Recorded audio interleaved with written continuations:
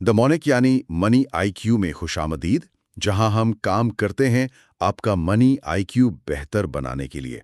ये तज्जिया अवामी तौर पर दस्तयाब डाटा पर की गई तहकीक की बुनियाद पर किया गया है।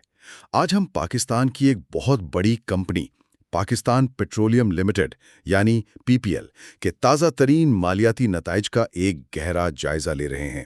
अब देखिए, पहली नज़र में खबर यह है कि मुनाफा में 21% की कमी आई है और ज़्यादातर लोग आमदनी और अखराजात को देख रहे हैं। लेकिन असल कहानी, वो कहानी जो कंपनी की पूरी हिकमत अमली के बारे में बताती है, वो उनके तेल और गैस के कुओं में नहीं, वो उनकी मालियाती रिपोर्ट में छुपी एक लाइन दीगर आमदनी में पोशीदा है। बिल्कुल, ये एक मालियाती जासूसी की कहानी की तरह है। बज़ाहिर आदादो शुमार एक सीधी सी बात बता रहे हैं, लेकिन जब आप गहराई में जाते हैं तो सुराग आपको एक बिल्कुल मुख्तलिफ नतीजे पर ले जाते हैं। अच्छा। और ये सुराग हमें सिर्फ एक खराब सहमाही के बारे में नहीं बताते, बल्कि इस वक्त कंपनी की पूरी सोच और फलसफे के बारे में भी बहुत कुछ बताते हैं। ठीक है, तो आइए इस केस को खोलते हैं।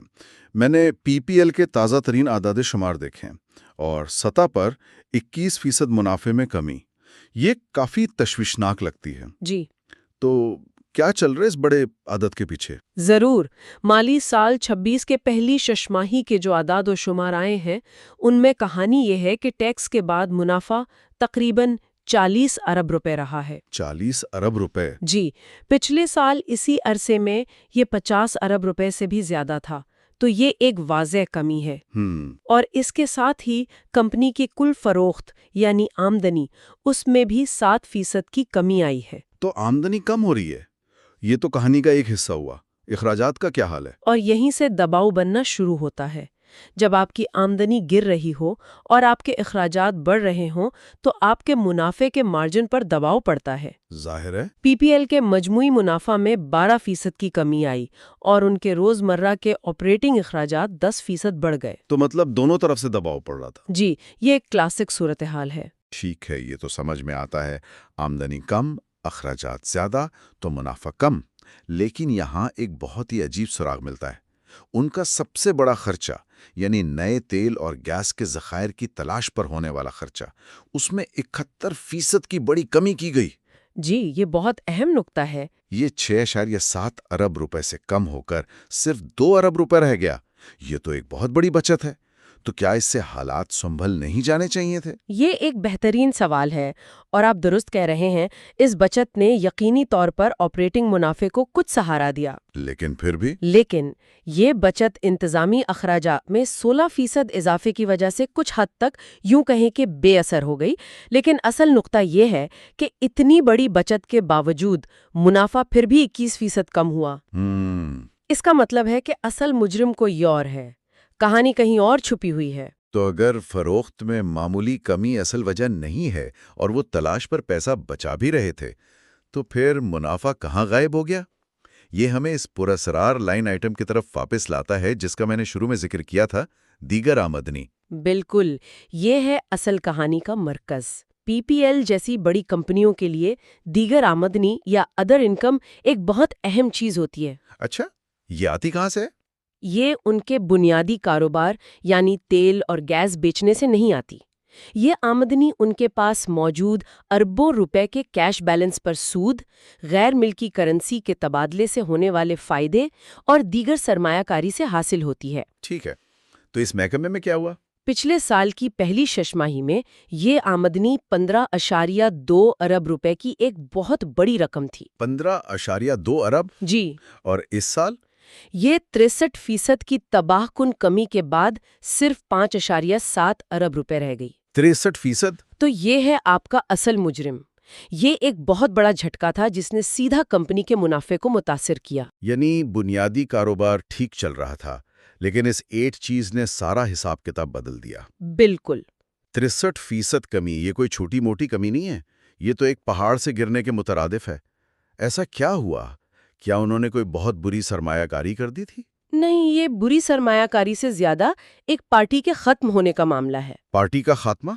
मतलब? यूं समझें कि पिछले साल पाकिस्तान में शरह सूद बहुत ज्यादा थी, پی پی ایل جو کہ ایک کیش سے مالا مال کمپنی ہے، صرف اپنا پیسہ بینک میں رکھ کر ایک بہت بڑی رقم کما رہی تھی۔ اچھا، جیسے ہی شرح سود معمول پر آنا شروع ہوئی اور اس میں کمی کا رجحان آیا، وہ مفت کی آمدنی بھی ختم ہو گئی۔ میں سمجھا۔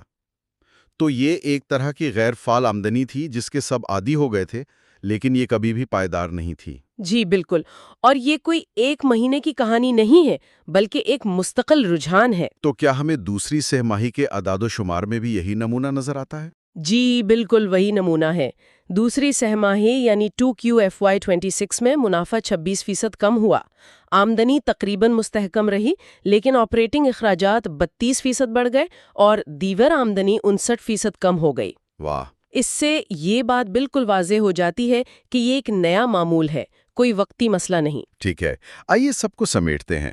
تو اگر میں صحیح سمجھ رہا ہوں تو کمپنی کا بنیادی کام یعنی زمین سے گیس نکالنا اور بیچنا وہ کم و بیش مستحکم ہے، جی لیکن ان کا جو سائیڈ بزنس تھا یعنی اپنے کیش پر سود کمانا، اس کو بہت بڑا دھچکا لگا ہے۔ ایک سرمایہ کار کو اس صورتحال کو کیسے دیکھنا چاہیے؟ کیا یہ خطرے کی گھنٹی ہے؟ یہ ایک بہت اہم سوال ہے اور اس کا جواب اس بات پر منحصر ہے کہ آپ کس قسم کے سرمایہ کار ہیں۔ آئیے اس کے مثبت اور منفی پہلوؤں کو دیکھتے ہیں۔ ضرور۔ مثبت پہلو یہ ہے کہ کمپنی کے بنیادی آپریشنز اب بھی بہت مضبوط ہیں۔ ان کا آپریٹنگ مارجن تقریباً 47% ہے، جو کہ بہت اچھا ہے۔ 47%؟ جی، یہ ابھی بھی ایک بہت منافع بخش کمپنی ہے۔ یہ کوئی آپریشنل ناکامی نہیں ہے۔ ٹھیک ہے، یہ تو اچھی خبر ہے۔ اور منفی پہلو؟ منفی پہلو یہ ہے کہ آمدنی میں ہلکی سی کمی ہے، دیگر آمدنی کا سہارا ختم ہو گیا ہے، اخراجات بڑھ رہے ہیں اور ٹیکس کا بوجھ بھی بڑھ رہا ہے۔ ان سب کے نتیجے میں ان کا خالص منافع کا مارجن 45% سے کم ہو کر 33% رہ گیا ہے۔ 45 سے 33%؟ جی ایک بہت بڑی کمی ہے۔ جی بہت بڑی۔ اس گفتگو میں سرکولر ڈیٹ یعنی گردشی قرضے کا مسئلہ بھی تو سامنے آتا ہے نا؟ بالکل۔ اگر ان کا سب سے بڑا گاہک یعنی حکومت پاکستان ان سے گیس خریدتی ہے لیکن وقت پر ادائیگی نہیں کرتی تو اس کا براہ راست اثر ان کے کیش پر پڑتا ہے جس پر وہ دیگر آمدنی کما رہے تھے۔ بالکل درست، یہ ایک دوہرا دھچکا ہے۔ دوہرا دھچکا کیسے؟ ایک طرف آپ کا کیش فلو رک جاتا ہے جس سے روزمرہ کے کام متاثر ہوتے ہیں، دوسری طرف وہی پیسہ جس سے آپ اربوں روپے کی دیگر آمدنی پیدا کر رہے تھے اب وہ حکومت کے پاس پھنسا ہوا ہے۔ تو مطلب ایک حکومتی پالیسی کا مسئلہ پی پی ایل کے منافع پر اس طرح اثر انداز ہوتا ہے جس کا بہت سے لوگوں کو اندازہ بھی نہیں ہوتا۔ جی بالکل۔ تو اگر میں ایک سرمایہ کار ہوں تو مجھے صرف آپریشنل کارکردگی پر ہی نہیں بلکہ میکرو اکنامک عوامل جیسے شرح سود اور حکومتی پالیسیوں پر بھی گہری نظر رکھنی ہوگی، اور ان چیزوں پر تو پی پی ایل کا کوئی کنٹرول نہیں ہے۔ آپ نے بالکل صحیح نتیجہ نکالا ہے۔ پی پی ایل کے منافع میں کمی 3 چیزوں کا مجموعہ ہے: مالیاتی آمدنی کا معمول پر آنا، لاگت میں اضافہ اور ٹیکسیشن۔ طویل مدتی سرمایہ کاروں کے لیے یہ جاننا اہم ہے کہ کمپنی کا بنیادی کام اب بھی مضبوط ہے، لیکن بیرونی عوامل کا اثر بہت بڑھ گیا ہے۔ یہ سب ہمیں ایک بہت بڑے اور دلچسپ سوال کی طرف لے جاتا ہے۔ ایک طرف دیگر آمدنی پر انحصار اور اس کا ختم ہونا، اور دوسری طرف تلاش کے اخراجات میں 71% کی بڑی کٹوتی۔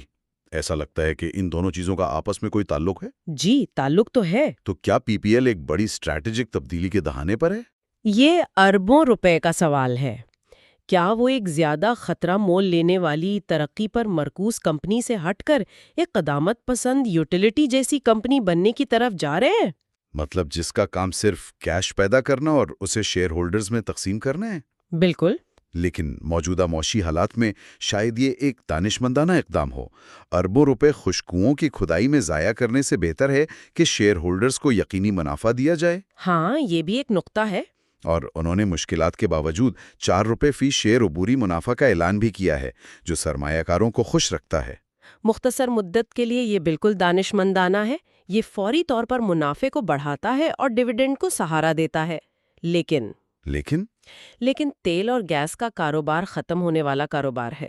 اگر آپ نئی تلاش نہیں کریں گے تو آپ کے ذخائر آخرکار ختم ہو جائیں گے۔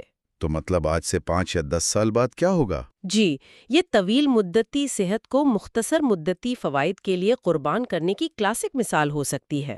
تو ایک سرمایہ کار کے لیے اب دیکھنے کی چیزیں صرف تیل کی قیمتیں نہیں رہیں، اب انہیں حکومتی پالیسی، گردشی قرضے کی وصولی، شرح سود کا رجحان اور سب سے اہم اس بات پر نظر رکھنی ہوگی کہ کیا پی پی ایل دوبارہ تلاش پر خرچ کرنا شروع کرتی ہے یا نہیں۔ بالکل، گیس کی پیداوار کا ہجوم، گردشی قرضے کی وصولی پر کوئی بھی خبر اور اگلے سال کے لیے ان کا تلاش کا بجٹ، وہ بجٹ آپ کو ان کی اصل حکمت عملی کے بارے میں سب کچھ بتا دے گا۔ یعنی وہ جو کہتے ہیں اس سے زیادہ اہم یہ ہے کہ وہ اپنا پیسہ کہاں لگاتے ہیں۔ بالکل صحیح۔ تو ہم نے ایک سادہ 21% منافع میں کمی سے بات شروع کی اور پاکستان کی سب سے بڑی کمپنیوں میں سے ایک کے مستقبل کی پوری شناخت پر بحث پر ختم کی۔ خلاصہ یہ ہے کہ مختصر مدت کا منظرنامہ قدرے منفی ہے کیونکہ منافع پر دباؤ ہے، ٹھیک ہے۔ لیکن طویل مدتی بنیادیں اب بھی مضبوط ہے۔ یہ کمپنی اب بھی ایک ہائی مارجن کیش پیدا کرنے والی مشین ہے، لیکن اس کی کمائی میں اتار چڑھاؤ بہت بڑھ گیا ہے۔ آخر میں یہ اعداد و شمار ایک دلچسپ سوچ چھوڑ جاتے ہیں۔ پی پی ایل کی مالیاتی رپورٹ کی کہانی صرف اعداد و شمار کی نہیں بلکہ ایک اسٹریٹجک انتخاب کی ہے۔ تو اگلی بار جب کسی بھی کمپنی کی رپورٹ دیکھیں تو صرف منافع پر نہ روکیں، یہ بھی دیکھیں کہ وہ کس چیز پر پیسہ خرچ نہیں کر رہے ہیں۔ کبھی کبھی سب سے بڑے سوراخ ان اخراجات میں چھپے ہوتے ہیں جو غائب ہو گئے ہوں۔ یہ آپ کو بتا سکتا ہے کہ کمپنی مستقبل کے لیے ایک محل تعمیر کر رہی ہے یا صرف آج کے لیے دودھ دھو رہی ہے۔ مستقبل کی اپڈیٹس کے لیے بیل آئیکن کو دبائیں اور ہمارے چینل کو لائک اور سبسکرائب کریں۔ Like and subscribe.